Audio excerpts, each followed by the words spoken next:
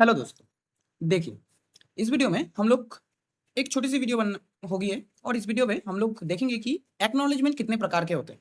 अपने computer networks के अंदर हम लोग जब कोई डेटा ट्रांसमिशन का श्योरिटी सेंडर एंड में भेजना पड़ता है या डेटा रिट्रांसमिट करने का रिक्वेस्ट भी भेजना पड़ता है, तो इन सब मामलों के लिए हम लोग एक्नॉलेजमेंट का इस्तेमाल करते हैं। हम लोगों को पता है।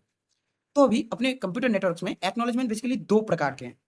एक है सर क्यूमुलेटिव, जो हम लोग मतलब देखिए एक्नॉलेजमेंट का जो सब टर्मिनोलॉजी है, क्यूमुलेटिव एक्नॉलेजमेंट, इंडिपेंडेंट एक्नॉलेजमेंट, ये दोनों ही हम लोग पढ़ चुके हैं, देख चुके हैं, ठीक है। बट अभी फॉर्मल वे में नोट पर्पज के लिए, नोट करने के लिए ये वाला वीडियो है, ठीक है। तो देखिए इधर क्यूमुलेटिव एक्नॉलेजमेंट का मतलब क्या है।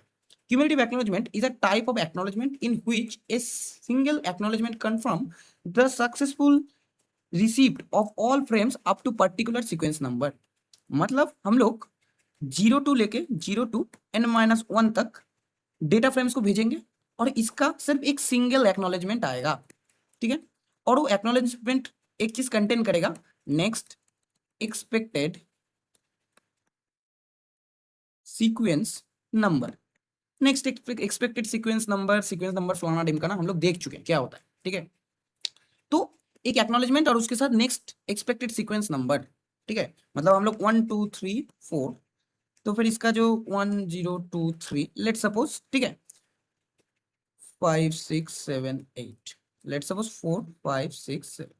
तो इसमें से हम लोग लेट सपोज इतना फ्रेम को भेज चुके हैं, ठीक है। तो अभी ये जो एक्नॉलेजमेंट आएगा इस फ्रेम के लिए, कि बोलेगा कि एक्नॉलेजमेंट आया है इन सभी फ्रेम के लिए। अगर रिट्रांसमिट की जरूरत हुई तो फिर हम लोग बोलेंगे कहाँ से रिट्रांसमिट करना है, वो भी बोलेंगे।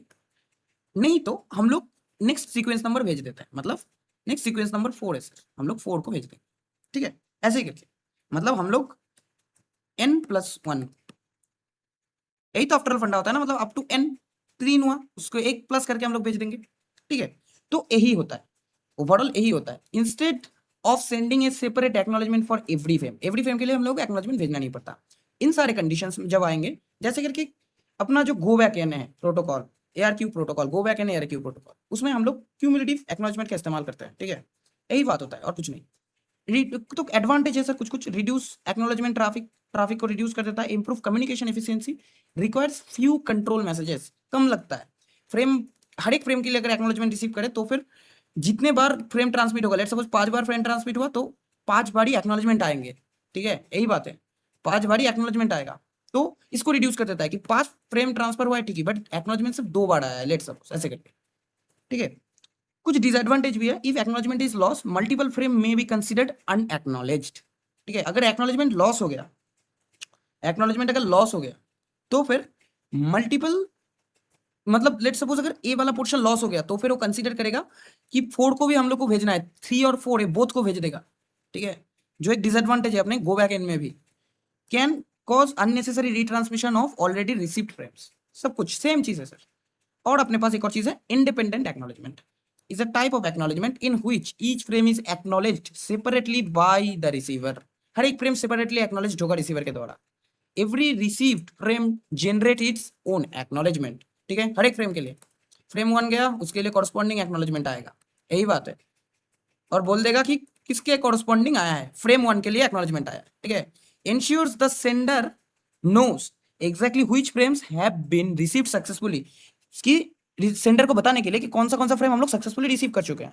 और जो फ्रेम सक्सेसफुली रिसीव नहीं होगा उसके लिए, मतलब हम लोग अगर पैकेट लॉस हो गया तो उसके लिए हम लोग एन एग भेजते थे, नेगेटिव एक्नॉलेजमेंट, जो कंटेन करता था कि एग्जैक्टली कौन सा पैकेट को हम लोग को भेजना है। लेट सपोज लॉस हुआ है कौन सा पैकेट, 2 नंबर वाला सीक्वेंस नंबर वाला पैकेट, तो हम लोग सीक्वेंस नंबर ऐड करके भेज देंगे कि इस वाले सीक्वेंस नंबर वाले इसको आप भेजिए, और कुछ नहीं। This method is commonly used in selective repeat. हम लोगों को पता है ये मेथड, ये जो इंडिपेंडेंट एक्नॉलेजमेंट वाला बात है, ये हम लोग अपना जो सिलेक्टिव रिपीट है उसमें भी यूज करते हैं, ऐसे करके कि अपना जो नॉर्मल स्टॉप एंड वेट है उसमें भी हम लोग इंडिपेंडेंट एक्नॉलेजमेंट का ही इस्तेमाल करते हैं, ठीक है। तो एडवांटेज कुछ कुछ है, प्रोवाइड हाई रिलायबिलिटी मेंटेन रहता है sir. Retransmission of correct received reframes, avoid retransmission, मतलब जो भी फ्रेम हम लोग रिसीव किए हैं उसको हम लोग और रिट्रांसमिट नहीं करेंगे सर। जो फ्रेम रिसीव नहीं किया गया है, जो अभी तक अनएक्नॉलेज्ड है, उसको ही सिर्फ हम लोग सेंड करेंगे। अलाउ एफिशिएंट एरर रिकवरी को भी एफिशिएंटली हैंडल करता है। बट डिसएडवांटेज होता है ये सर, जिसका एडवांटेज होगा उसका डिसएडवांटेज भी होगा। तो इंक्रीज एक्नॉलेजमेंट ट्रैफिक इंक्रीज कर देता है। कैसे करते हैं आपको पता है sir? Requires more processing and buffer space at both sender and receiver and. Acknowledgement बहुत बार आएंगे, बहुत सारे आएंगे, और फ्रेम भी बहुत सारे जाएंगे, तो हम लोगों का जो बफरिंग होगा स्पेस, उस पे स्लाइटली हम लोगों को थोड़ा ज्यादा लेना पड़ता है, ठीक है, यही इसका डिसएडवांटेज, और कुछ नहीं। तो दो प्रकार के होते हैं सर, एक इंडिपेंडेंट और एक क्यूमुलेटिव। तो एक 5 मार्क के क्वेश्चन से आपके एग्जाम में आ ही सकता है, इसीलिए बना दिया सर वीडियो, और कुछ नहीं, ठीक है। तो थैंक यू, मिलते हैं नेक्स्ट वीडियो में।